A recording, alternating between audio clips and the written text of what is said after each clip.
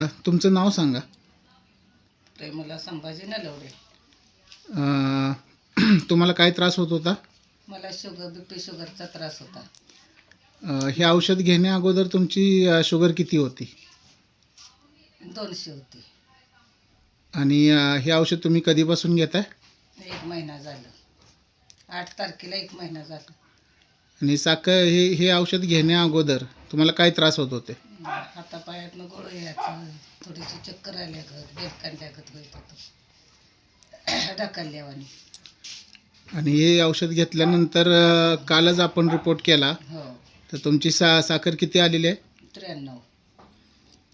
आणि ते जे बाकीचे त्रास होत होते त्याच्यामध्ये काय फरक पडला? ते आता सगळं म्हणजे फ्रेश वाटतंय मला. हातापायातनं गोळं येत नाही, ते काय नाही, ते चक्कर येत नाही, अंधार येत नाही, काय नाही, एकदम फ्रेश आहे. चालेल. आता आपण नंतर एक HbA1c रिपोर्ट करू.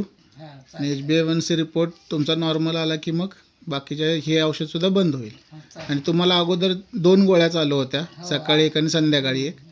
त्याच्यात आता एक गोळी बंद झाली तुमची. हो, एक गोळी बंद झाली. चालेल आता चालेल. एक टाइमच गोळी.